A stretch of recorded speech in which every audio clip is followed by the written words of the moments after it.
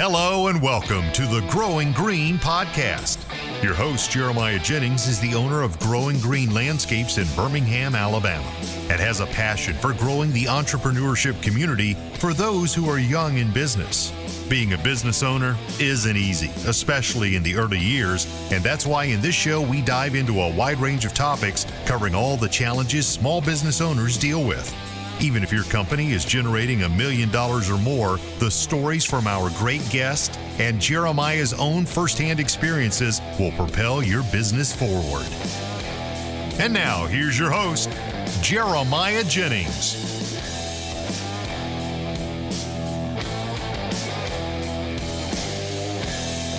What's going on, everybody? Thank you so much for tuning in to another episode today here on the Growing Green podcast. This is your host, Jeremiah Jennings. And I'm excited to come to you today with another fresh new Friday episode for you. This is going to be a super fun one, and we are joined with, honored to have actually on Austin Douglas with Ditch the Itch, and this is going to be such a fun episode. I know there's going to be a ton of value in this episode. We have a lot of shows where it's just like, oh, that's some good entertainment, or oh, there's a little bit of value in there, a little bit of entertainment. This is going to be, I think, some entertainment, but a lot of value. It's going to be a value-packed show, talking about some things that we don't really see, well, in the South, we see it all the time, but we don't really know what we're looking at all the time. And Austin is a certified arborist. He also knows he's in the poison ivy game and knows how to treat that and spot that. And so he's going to bring a lot of value to the episode today, and I'm so excited to have him here with us. So let's bring him on in, man. How you doing tonight? I'm doing well, Jeremiah. Pleasure to be here. Hopefully we do provide some value for people in the industry, and hopefully they have some takeaways to where they can either make more money or save themselves a lot of misery. Oh, no. I think that's definitely going to happen. We were just talking before we hit record. We were like, man, it's so good to meet in person through a screen, I guess. We're doing a Zoom recording, but it's like you talk to – this is so true about everybody. Like we talk on Instagram all the time. We build these relationships, and then you meet people, whether it be on a Zoom or in person, and it's just like, what's up? Like, I know you. Like, we don't need to do an introduction. I'm like, because, like, I know you. We've talked behind the screen for a long time, but we've never met face to face. So it's pretty cool. We have not, but it feels like we have. Yeah. So it's all good. Those are the good relationships. I mean, it's cool getting to, that's the power of social media. And I think that's a lot of what you're bringing to the table is you post a lot on social media, bring a lot of value there. And I'm excited to get into today's show and kind of just hear more about what your business is doing, what you're trying to help other people learn and grow into. I think there's some really good business opportunities that come out of some of your services. And so I want to hear more about it.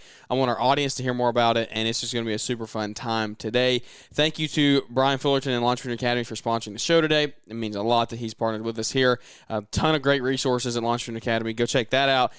Go buy an extra course or two because Brian's building a house that is worth quite a bit of money, and he's going to have to start writing those fat mortgage checks here soon, and so he could use the extra course. Go buy a whole ball of wax or something, and it really could change your business if you do that stuff and implement it the right way. So thanks to him. But let's hop into today's show with Austin. I'm excited, man. I want you to take it away and run with it.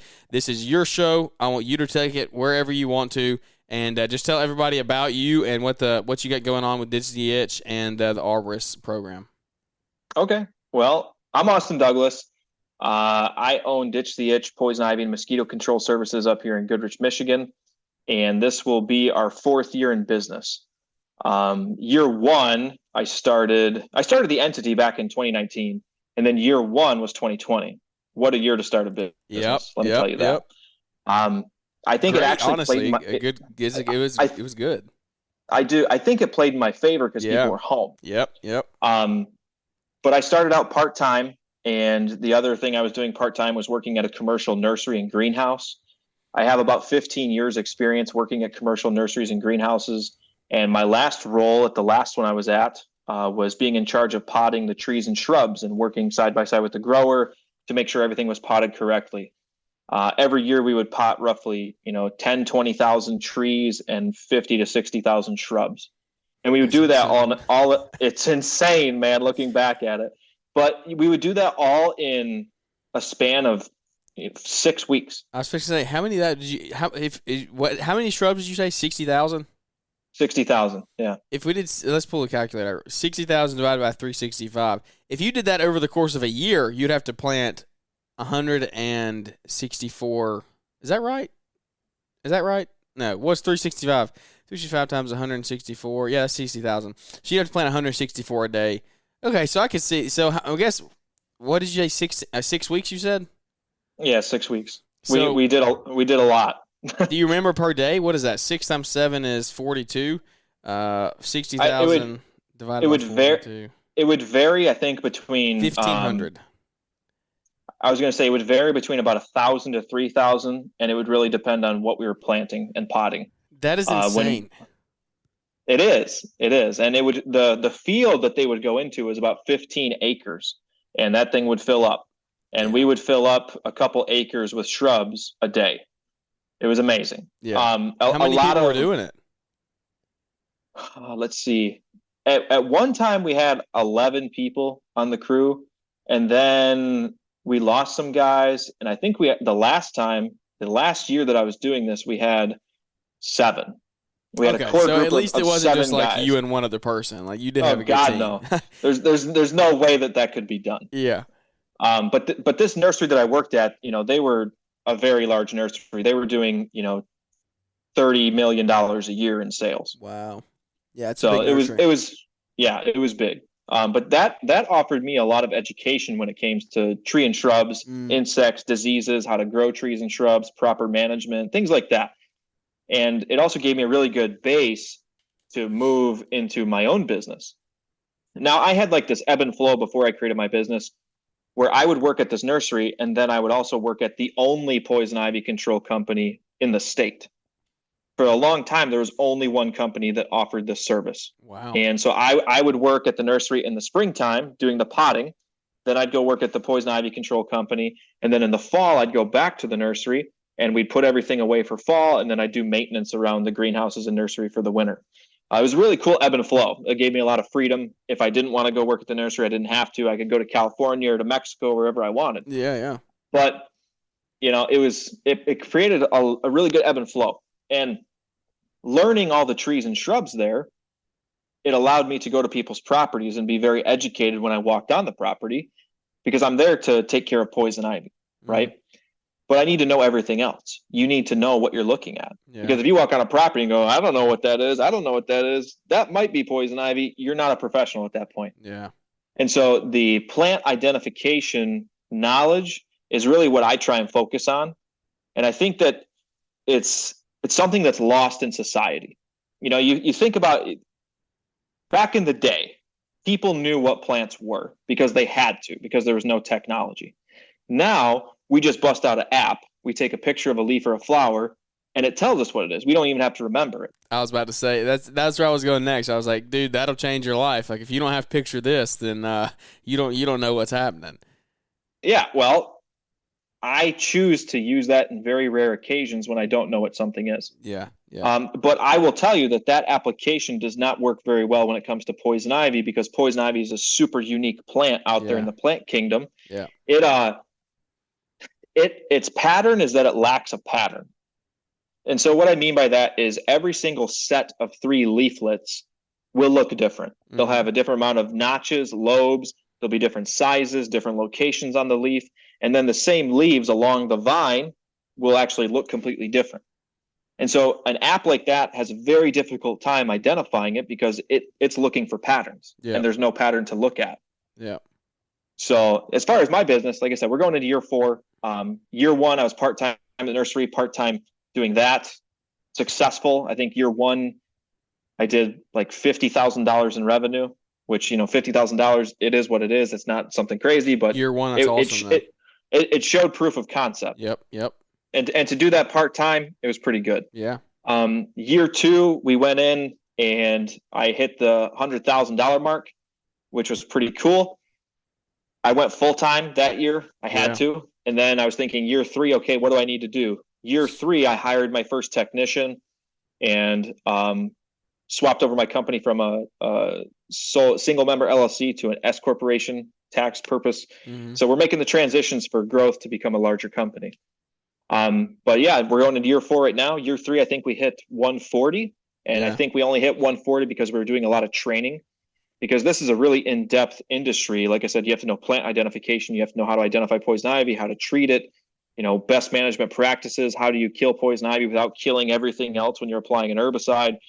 And that my technician's still in training this year. So he's going to train for a few more weeks when the season gets rolling here next week, and he'll be out on his own doing his own job. So let me interrupt you. Let me interrupt you, and let's go down that path really quickly. And then I want to hear just the progression of the business. But so, like you said, this is an industry or a service that within the grain industry that's very niche. It's very like you have to know this one thing. Like you are studying one thing. You have to know you have to know your plants and stuff.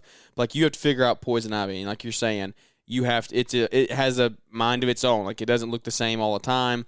Things like that. So it's not just like I can just go get a guy and say, hey, here's a weed eater. I'm going to teach you how to edge. I'm going to teach you how to weed eat, and like let's go to work. And if they come and show up for a week and they quit, then like it sucks, but it's not the end of the world. Like I can go find someone else pretty easily that can come run a trimmer or run a zero turn. That's not the case for you. So no. How have you gone about the hiring process of like how have you vetted or whatever, like finding the right employee, and have you gotten to stick with you up to this point? And then what does the training look like? Yeah. So, going back to what you said, it's nowhere near the same as, training someone to trim. Yep. I actually hired my former boss who used to work at the nursery with me. He was the grower of the trees and shrubs at this nursery, and we both worked together side by side. Okay. So he has a really in-depth plant identification knowledge when it comes to landscape plants. Where he lacks education is woodland plants, what you see in the forest that are natives or invasives, things like that. Yep. And so training is basically on the job, walking around with me, learning how to identify poison ivy and learning how to identify all these other plants that he's completely unaware of. Mm-hmm. And the more plants that you know in the woods, the easier it is to identify poison ivy, because you can look at these plants and you can go, that's not it, that's not it, that's not it. Oh, there it is. And you can start to pick up these patterns. Mm-hmm. And so training, I mean, like I said, I trained him throughout last year, and then he's going to be training a little bit this year. So it takes a while. It's not like it's something quick. Even with a very in-depth plant identification background, he still struggles with it. And I've been doing this for 10 years, so it's second nature to me. It's like I think Keith Kalfa said this when I was on his podcast not too long ago. He said, it's like I'm walking through a black and white picture and poison ivy just jumps out and shines right in my eye. And it's kind of like what it is. But I'm working on creating training programs internally within the company, so I can sit someone down and say, okay, we're going to go watch this, and you're going to learn how to identify it through these programs, and then we're going to go out in the field and you're going to implement what you just learned. Yeah. So I'm trying to basically cut time in half by only trying to take my time, invest it into one thing that I can multiply myself by training more than one person. And it's the same information. So everyone gets the same information, and then we go out in the field and we implement it. That's good. No, that's really good. I think that's huge. And training of employees, especially if you're trying. So are you trying to scale the company? Like, is that what you sound like you're trying to do? Yeah. Yeah. My ultimate goal would actually, excuse me. Oh, what happened there? My ultimate goal would actually be to create a franchise. Oh, wow. Okay. So you got big plans with this thing then. I do. Yeah, ever since I've started this company, I've wanted to. And in fact, when I worked at the other poison ivy control company in the state, year 2, I went to the owner and I said, hey, sell me a franchise. Yeah. Like I see the business model here and I see what you're doing and I want to be a part of it. Mm-hmm. And at that time, he wasn't ready to sell me a franchise. And I stayed there a few more years to basically see if any new opportunities developed or new pathways developed, and nothing happened. And so I left and I started my own. And ironically enough, 2 years after I left, he created a franchise.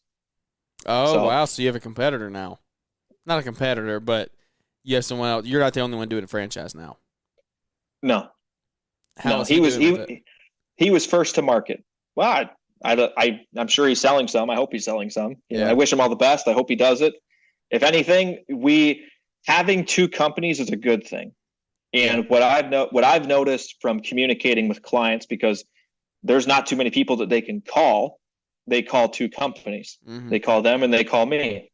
Yeah. And it appears that we are not racing to the bottom with our prices. That's good. We're we're both holding very strong. I'm not trying to undercut him, and he's not trying to undercut me. We're staying pretty even keel. Yep. That's good right there. So let's talk about poison ivy then. Let's talk about it in depth. Like, let's talk to the guys that aren't mowing this year. What do we need to be looking for? How do we avoid it? If we do run into it, maybe we get a customer ask, hey, can you treat this?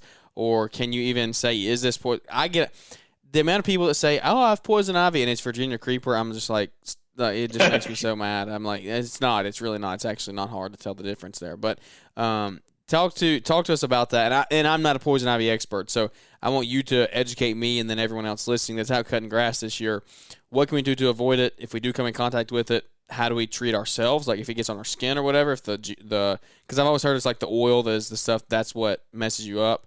And then if we can help customers take care of it as well.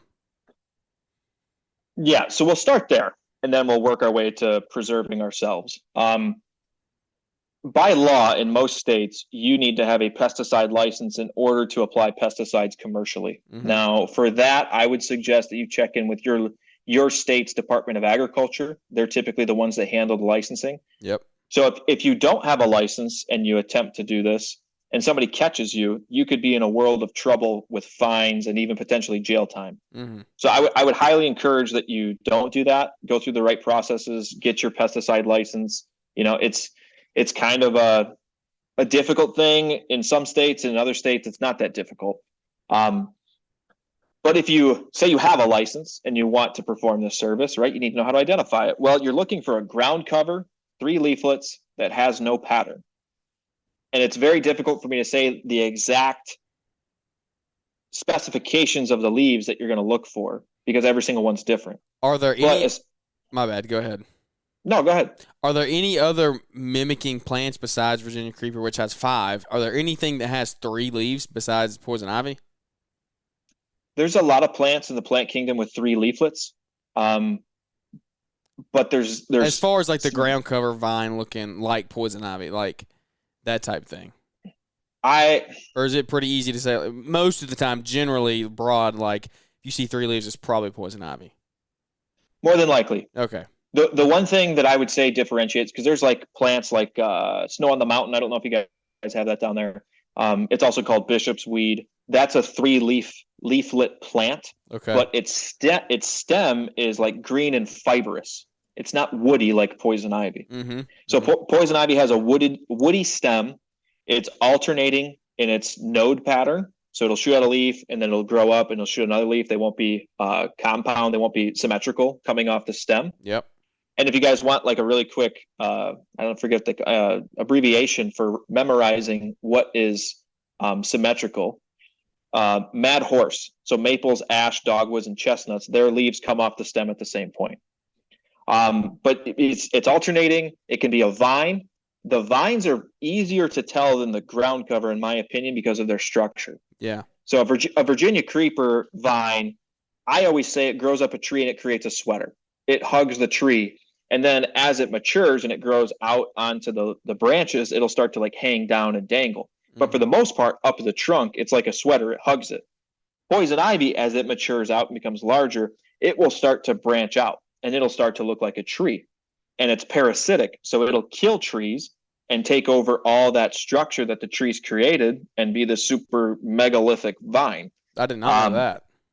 Yeah, I can send you a picture when we're done with this and show you. Yeah, that's crazy. It's insane. The largest vine that I've ever seen, the base of it was the size of a volleyball.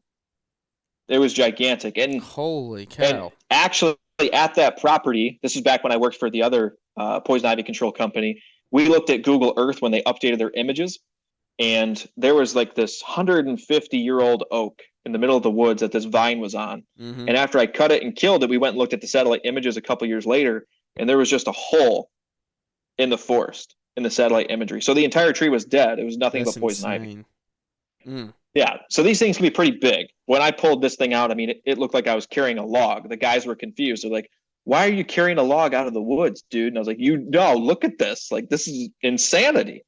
And so we took an hour to talk about that. Yeah. But, yeah. But it's one of those things where you have to be very good at seeing patterns. Mm-hmm. If you're good at plant identification, you can see patterns. right? A hydrangea, their leaves, they have a certain pattern. A maple leaf, they have a certain pattern. An oak leaf, they have a certain pattern. Yeah. Poison ivy, you're looking for the lack of a pattern. You're looking for asymmetry. And so that's like the biggest takeaways that I can give. And if you want to dive in and have like a more in-depth thing, I also offer courses on how to do this. Right now, we're creating a course on how to identify poison ivy, and every week I'm uploading new content showing people what I'm seeing out in the field and how to identify it. Yeah. So that's something you can put in the show notes or whatever. Yeah, definitely. We're going to circle back to that at the end of the show. I want to hear more about that. What is the difference? Is poison oak and poison ivy different, or is that the same thing? Have you ever thought about starting your own lawn and landscaping business, but not sure where to start?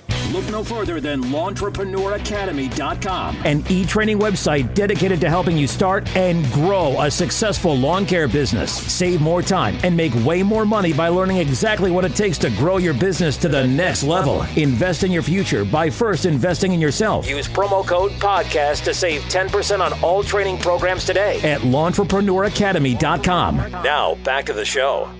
They are different. They are cousins.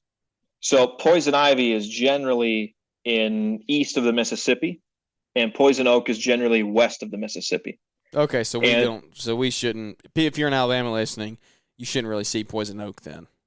No, but you'll have people that will say that they have poison oak, yes. And they're just confused. Okay. Poison oak, generally speaking, is the drought-resistant cousin of poison ivy.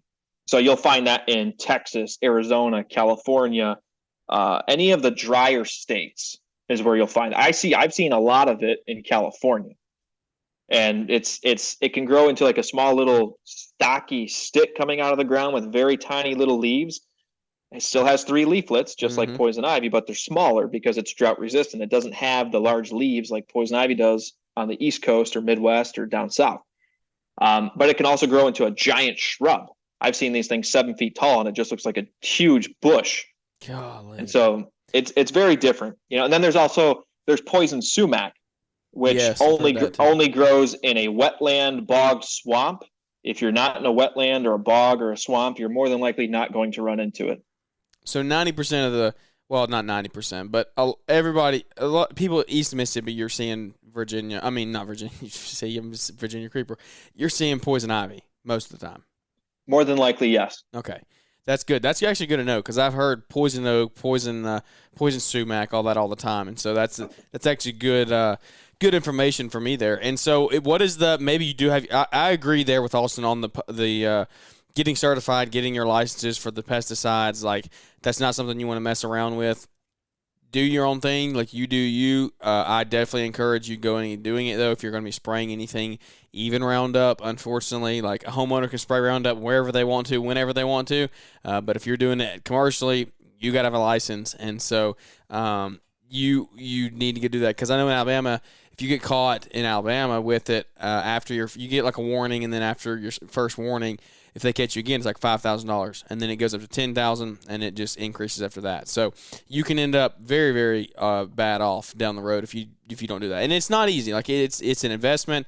But hey, hire somebody and train them to go get tested, and then you have them in your company. Like I don't know. I mean, there's ways around it if you don't think you can do it or you don't have the time to do it. There are ways around it to get it done. But anyway, if they do have their license, what is something like? How do you recommend treating it? So with poison ivy, the trick is that you have to spray every single set of 3 leaves when it's a ground cover. If you miss a single set of 3 leaves, the plant will survive. And that's because of its anatomy. It has these little nodules in its root system called rhizomes. And basically every few inches, there's like a new taproot and a new taproot. And so if you just spray like the tip over here, I'm pointing to like the left side, we're going to go across the screen. But if you just spray one side, and it works its way to the first rhizome, the plant will compartmentalize and cut itself off, and the rest of it will live. Smart. It's very intelligent, right? It's also a mechanism for animals. So if an animal decides to eat one section of the poison ivy, it doesn't kill the other sections. Yeah. It's a very intelligent plant, and it's learned how to survive. But as far as the products go, I would not recommend a glyphosate, which is what's in Roundup. Yep. I would recommend a auxin inhibitor, which I use a product called triclopyr. There's various common names for triclopyr. There's also different formulations. There's an ester formulation and an amine formulation. Ester is an oil base and amine is a salt and water base. We use the amine formulation because the ester can, if you spray poison ivy near a tree, the oil base can get on the bark, soak through the bark into the cambium layer and damage or kill the tree. So we're not in the business of killing trees unless someone asks us to. Yeah. And we don't want to do that. And that will be written on paper if they do. Yeah, exactly. But yeah, that's like the number one way to treat it. As far as vines go, what you want to do is you want to cut out a section of the vine and poison the stump with a concentrate herbicide, typically that same triclopyr. What's above dries out, what's below will absorb the herbicide and kill it down to the root. And then if it's a mature vine and you're in this service or doing this service for your client, you need to be aware that that vine, if it's a female, has probably produced seeds they've dropped in that area or around the property, and you're probably going to have to continuously maintain this until you exhaust the seeds that are in the ground. Does the one that you're saying, does it kill everything or is it just going to kill the poison ivy? The one that you're talking about, that one. Triclopyr, that's a selective systemic. So it's designed to kill broadleaf weeds and woody stem plants. Okay. And it's also used in aquatic weed treatments. So up here in Michigan, there's a lot of lakes that get weed treatments. They'll actually use that to kill weeds in lakes. It's one of the few. It's one of the few products that the EPA allows for aquatic sites, which they do not want you to spray or put herbicides or chemicals in water at all. Yeah. But that one they've approved for it. So, well, there you go. Well, you learn something new every day. I tell you what, let's wrap up the poison ivy conversation because I want to transition over to another thing that you do that I think a lot of people should start paying more attention to and keeping their eyes out for this stuff. Wrapping up poison ivy here, if we get into it this year, everybody's going to be weeding, everybody's going to be mowing, whatever. Like if you weed eat some and it gets on you or whatever, how do you treat it? What is the best way to go about that? Yeah, so I always would recommend to carry a gallon of water in your truck, Dawn dish soap, and a rag. Why? Well, you want to wash up. So if you're weed eating and you weed eat right through a patch, if it just gets on your pants, you should be pretty good. Those pants should protect you. Just don't touch your pants. Yes, but unless you're wet. So if you're sweating and your pants are just soaked, that oil will travel on your sweat and get on your skin. Yeah. So at that rate, that's when I would probably change your pants, right? But if, say, you're doing weeding and you're doing some maintenance in a garden bed and you pull it out and go, oh, crap, that was poison ivy. You have 20 minutes to wash off the oil from your skin. So you go back to the truck, you get your water, you get your rag, you get your Dawn dish soap. You lather up with the Dawn dish soap, and then you pull the soap lather off with the rag. The rag is critical because it creates abrasion. That abrasion, along with the degreasing soap of Dawn, will pull the oil right off your skin. And if you want to practice this, I highly recommend that you use some like axle grease, put it on your hand or your arm, and lather up and try and wash it off by just lathering. You won't do it. You'll just spread it around. But if you use a rag and you strip it off, you'll see you pull it right off. So, but you only have 20 minutes to do that. 20 minutes. Okay, so that is crucial. That's good information because I can totally see me or even somebody else being like, I'll make sure and wash off when I get home today. Like, it'll be okay. Yeah, and the other trick is to use cold water. Don't use hot water. Cold water closes your pores. Hot water opens up your pores. So if you use cold water, you can close up your pores so it doesn't set in. So what if you get it? What if you don't? I mean, what if it's on you? The oil's in you. I mean, is there any I don't know, course of action to like save yourself from it getting worse, or is it just like at that point just treatment? So there's a lot of products that are for sale on the market that claim that they help with this. I don't use them, and I am allergic to poison ivy, and I do get poison ivy every now and then. What I use is extremely hot water for as long as I can take it on my rash. Let me explain. Okay, so it's like the best itch in the world, though. It's like the best scratch. Like it feels so good. That hot water, I've done that. Yeah, well, you hear me out, okay? Why do we feel the sensation of itching? It's because of the blisters. Our body is trying to push out the oil from our systems. And by doing that, they're creating blisters. The blisters grow up and they're expanding our skin. And so we get the itching sensation because our skin is being stretched out and we don't know what to do. It's a sensation that we don't know what to do with. And so we scratch, right? But when you use extremely hot water on your rash, on those blisters, you make your skin more malleable so it can stretch out and it soothes it. So that's my logic behind it. Mm-hmm. And if I get poison ivy on my wrist, which is like the most common area that I get it from doing removals, it'll alleviate the sensation of the itch for about 8 to 10 hours. Yeah, no, I've definitely done that before. If there's anything on my body that's like itching, if you just stick it under like super, super hot water, it does make it go away. I don't know if there's any other reason besides what you just said. What you said makes sense, so I'm going to go with that.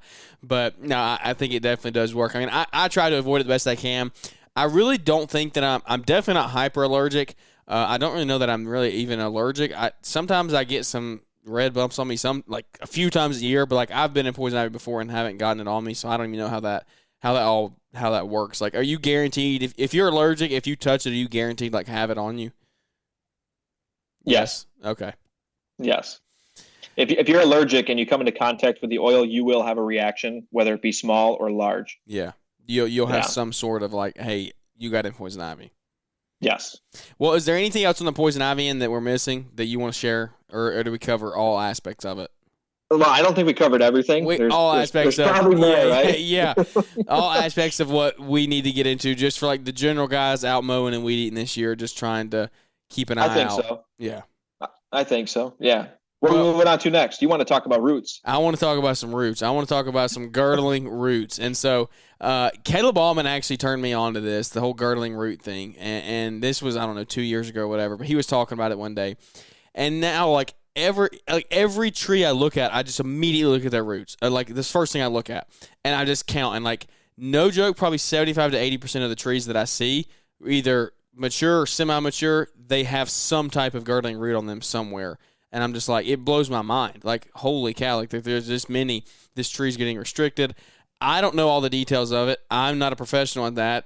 You are. So let's walk down that for 5 or 10 minutes here and talk about the girdling roots. What is it doing to the tree? How do we look out for those? And then any potential maybe service add-ons down the road that you could maybe get some training on and then start adding some more value to your customers that way. Yeah. So essentially, let's just say what a girdling root is. A girdling root is a root that's basically defective in the root system of a tree. And why it's defective, there could be numerous reasons, but essentially it's a root that grows out and starts coiling or wrapping around the main buttress roots, the anchor roots of a tree, or the trunk of the tree. And over time, the tree is growing, that root is growing, and essentially they're putting pressure on one another. And it can constrict the flow of the vascular tissue for water movement and nutrient uptake and all sorts of stuff. And it can even make a tree weaker by putting decay in that certain area, which will make it unsafe and they'll blow over in windstorms. So girdling roots in its essence, super simple, is just a defective root that's harming the tree. Now, if you want to go down the road of like, what do you do about them? Well, I'm first and foremost going to tell you, you need to further your education before you just start going and whacking roots. Yeah. Because there are guidelines and best management practices and standards out there that say what you can, what you can't do, and what's recommended. And it's very important because if you go in there and you start whacking these roots, you could potentially hurt the tree more than you're helping it. And then that tree might lose stability because you cut too big of a root. Mm-hmm. And then the next windstorm comes and the tree blows over. And if it was a parkway tree that's right next to a sidewalk and Susie's taking her little daughter Sally down the street and it blows over and kills someone, the whoever's there is going to look and say, who was the last person to touch the tree and what did they do? Yeah. And you don't want that to be you. Okay. But that's like worst case scenario, but it can happen and we need to be aware of it. Yeah. Right. But how do you mitigate this and how does this even start? For the most part, girdling roots start by planting a tree too deeply or too much mulch. Okay, like that's the general basis of what happens. There's a couple of species out there that are like, I don't know if you want to call it, they have like they're susceptible to doing this, and that's Norway like the maples tendency to do it. a tendency. Yeah, there's a trait for some odd reason that they do this, but that's Norway maples and lindens are pretty typical that you find girdling roots. They can happen on any type of tree. Yeah. I just planted a tricolor beech on our property, and it had a girdling root right out of the nursery. So it can happen to any type of variety out there. But it's typically when a tree is planted too deeply, or they're bound in pots because they've been in this pot for multiple years. These roots start to circle around. The tree grows up, and these roots stay circling the trunk, and they end up causing an issue. But how do you mitigate them? What do you do? Right. Well, first you have to diagnose that a tree has it. How do you know that it has a girdling root? You've seen this. You look down at the roots. You're probably seeing the surface roots that are going around the mulch, right? Well, how do you diagnose it if you don't see the roots? Well, if you don't see the root flare of a tree, the tree is too deep, whether that be through mulch or whether that be through soil. And so all trees should have an exposed root flare. The root flare is where the trunk tapers down and you see those initial roots coming out. How far out does that root flare normally go? It depends on the tree. Yeah, I don't know that there is an average. Okay. It depends on the tree. So do you want to leave that root flare totally uncovered when you do mulch? Yes. Okay. There should be no mulch touching the trunk of the tree whatsoever. That's what the International Society of Arboriculture says. That's what the American National Standards Institute says. Best management practices of the International Society of Arboriculture. That's what they all agree upon. And that's what the PhDs have found, that's what needs to happen. Because if you have soil and mulch touching the trunk of the tree, you're having excess moisture on that trunk, which can cause adventitious roots to grow out of the trunk and become girdling roots, or excess moisture causes decay, which causes premature failure of the tree. How far out of the ground are you recommending, or the Arborists Association recommending people to plant trees? Above the ground? Yeah, like how far do you want the roots up, like the trunk of the trunk of the tree up above the ground at all, like 2 inches, like the root ball or whatever? I've seen that before. I've heard that. Yeah, that's hard, man. Yeah, most landscapers have been taught to plant ball and burlap trees or trees from the nursery, a couple inches above grade. Yes, that's what I've always been told. Yeah, and why you're told that is the concept that Mother Nature and rain will erode that soil away, and then the root flare will be above ground.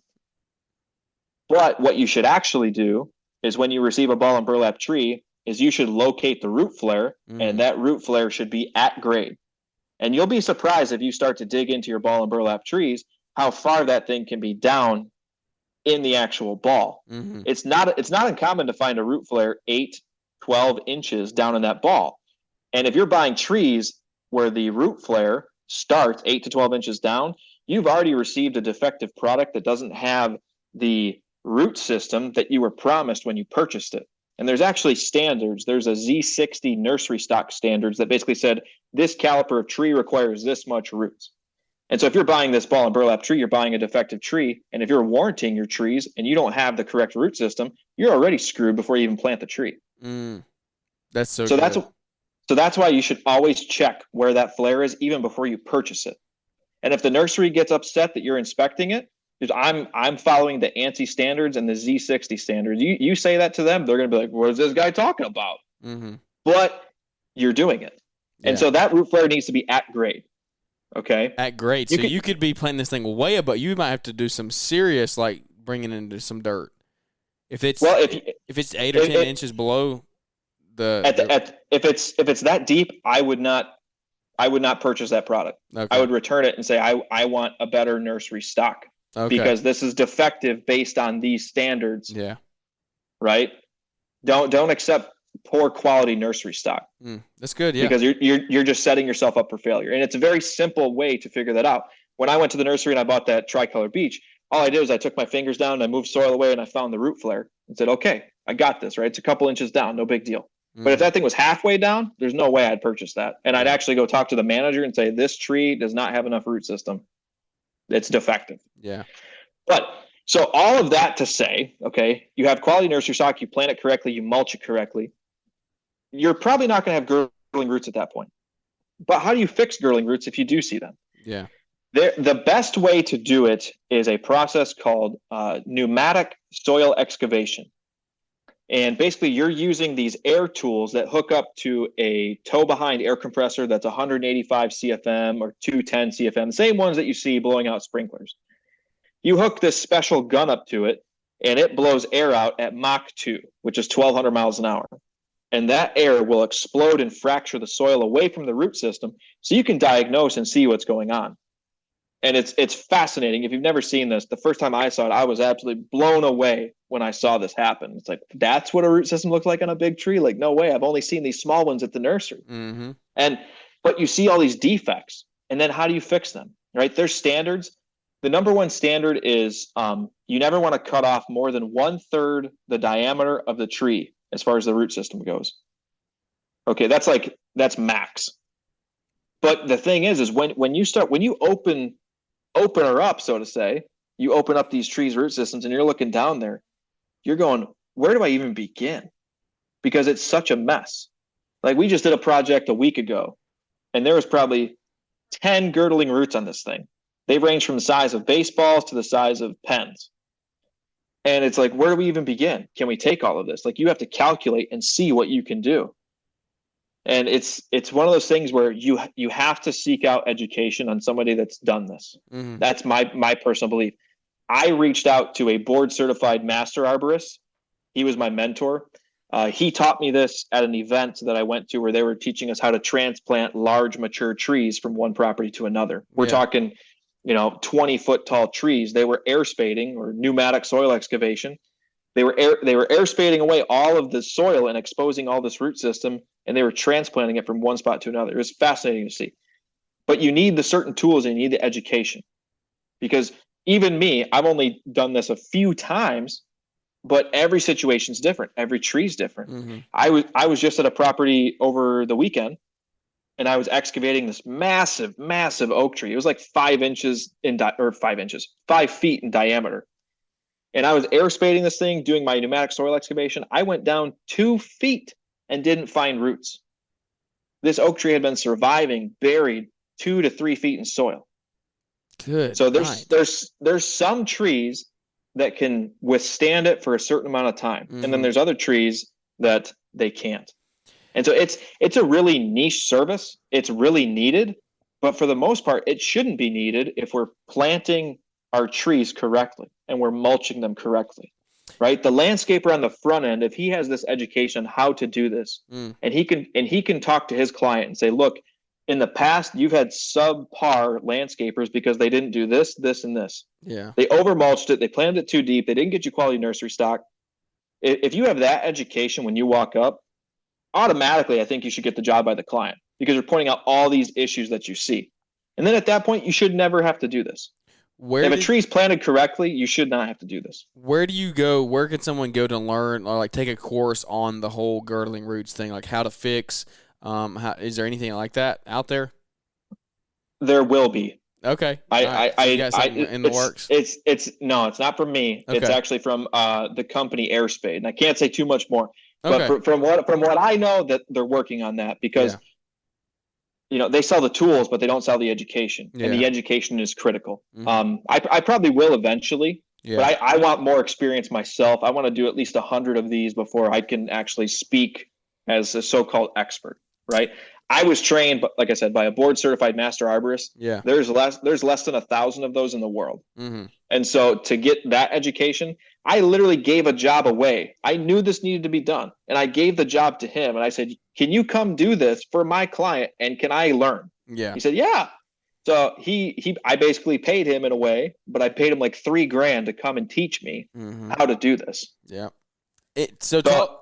Talk to let's go back to the process of planning and things like that. Talk to the landscaper out there who's doing design install, starting to do that, getting more into that world and learning more about plants, and somebody has a Japanese maple or they have a little magnolia that they want to move because it's going to get too big. They have a tree that they want to have transplanted. So you're talking about transplanting.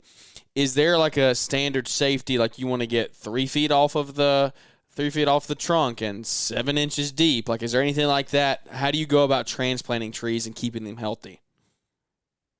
The ANSI standards say 6 to 18 inches per diameter inch.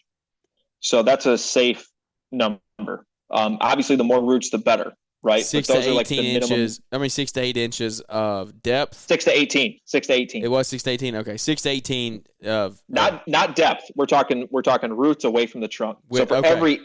every inch diameter of that trunk, you're calculating it by 6 or 18, and you keep that number consistent. So whether you choose 6, you do 6 for every inch, or whether you do 18, you do that. Most people find the middle ground of a foot. Yeah. Okay. Right. And that's how you can capture enough roots for the tree to survive. That's good. Yeah.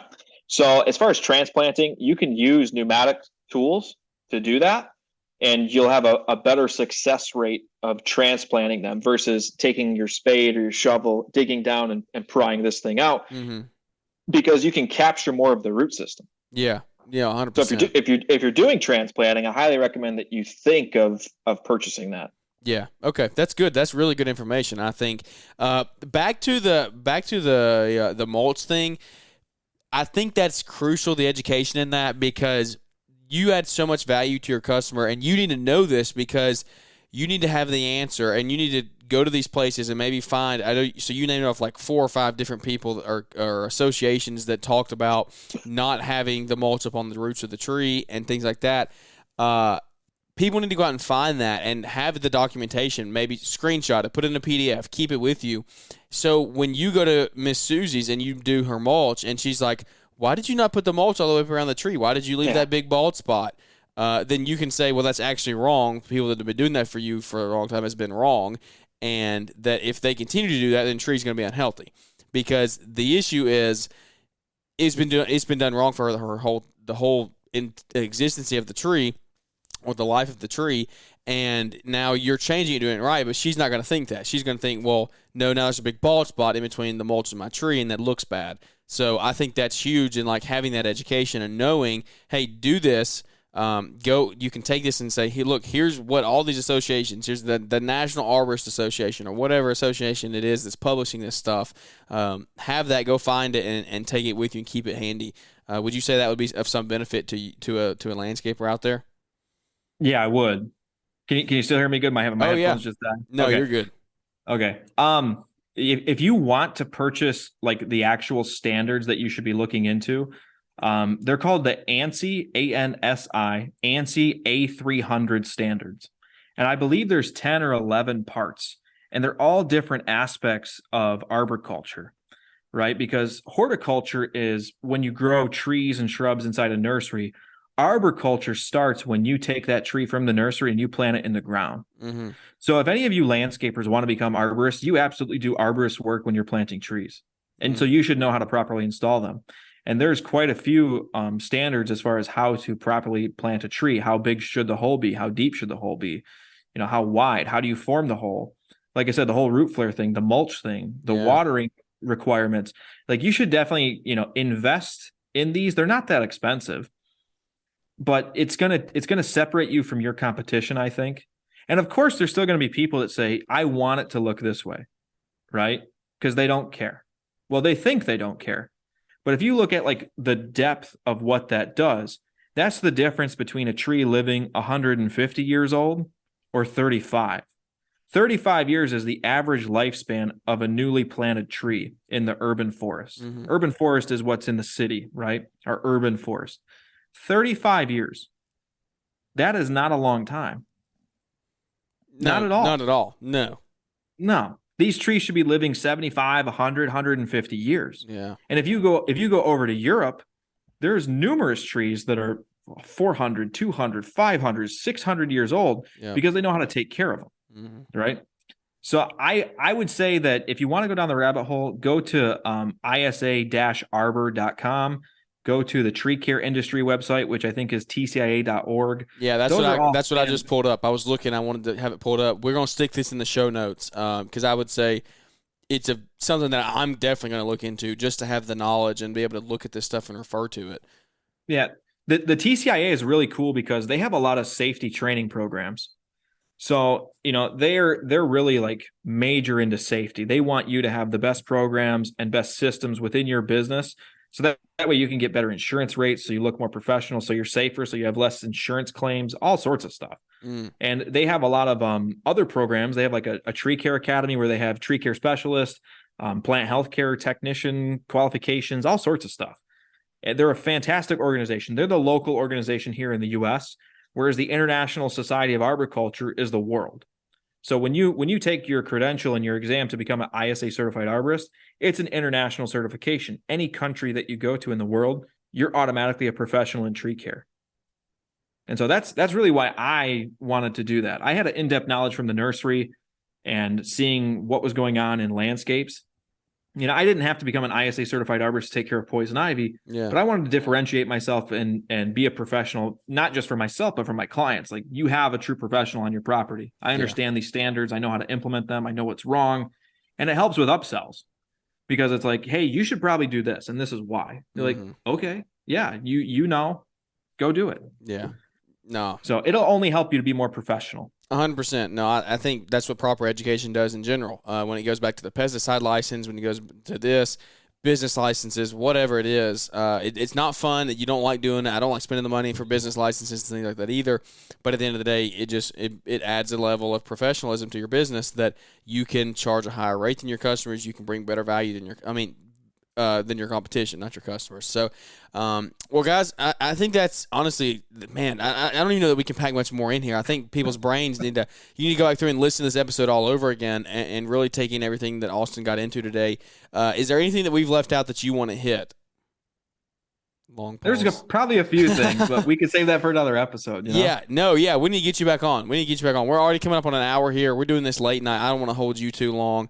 We might do a part 2 here soon. Let's just put that on the calendar, and we'll do a part 2 and put these things in here because I'm telling you, like, this has been such a fun show, and I know that guys want to hear more about it because people that are looking to get into the landscaping side, because a lot of guys that are out mowing, trying to grow the landscaping side. This is all stuff that we need to know. This is stuff that I need to know. So I find it super interesting. Tell everybody where they can find you. Tell us about your courses that you now have for the poison ivy and things, and where they can all check all that stuff out.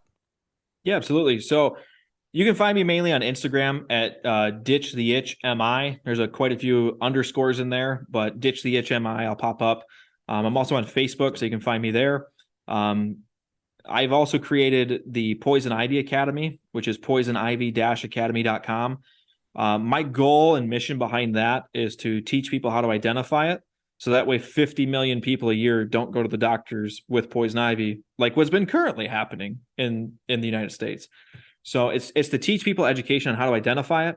And then I also have a section for lawn care and landscape professionals that want to get into poison ivy remediation services.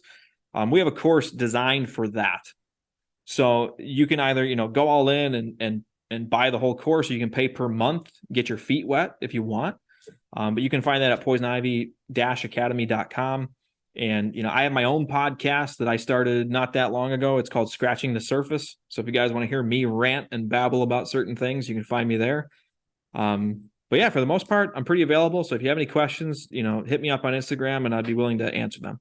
Man, that's awesome. That's just fantastic. I want y'all to go take advantage of these resources that Austin has put out there. It's not easy. It takes a lot of time to create resources like this, and I really believe that they can be a lot of value to you. Go check out the podcast, and we will put that in the show notes as well today, as well as the Poison Ivy Academy. So, well, Austin, man, I appreciate your time tonight. This has been an honor, brother, getting to meet and talk in person for the first time, I guess you can say. And then hopefully it's been fun. Yeah, man, it has. I want to chat way more times here in the near future. Are you going to be at Equip this year? Is that something you go to? Okay. We're expecting our second child to be born in August. Oh, wow. So, okay. Congratulations. I didn't even know that. Thank you. Yeah. We don't know if it's a boy or girl yet. We find out on May 20th at our gender reveal party. I hear you. But I don't know. We'll see. Okay. Yeah. I really don't know. Yeah. No, that's up in the air. I ran off to Equip and left my wife with, I don't remember how, let's see, it was October the 19th, James was 6. He was probably like 6 weeks old. I don't recommend it. I don't recommend it. So put your wife, put your family first. So make sure and take care of them. So that's awesome. I hope that everything goes well with that. We're going to talk a lot more before the baby comes, but good luck with that. And so, well, guys, thank you so much for tuning into the show today. I really believe it brought a ton of value. I know it did for me. I enjoyed the conversation. It flowed well, and I think everyone can learn something from this if you just listened in. Thanks to Brian for partnering with us here and Entrepreneur Academy for partnering with the show today and helping bring this episode out to you. It is our honor to be able to come to you each and every week, 3 times a week, and bring the best value and entertainment that we can. So without any further ado, that is going to wrap this episode up, and we look forward to catching up with everybody here on the next episode. Thanks for tuning in to the Growing Green podcast. It is an honor to have you listening, and we hope you receive valuable advice to help take your business to the next level. Don't forget to follow the podcast so you'll be notified when our next episode drops.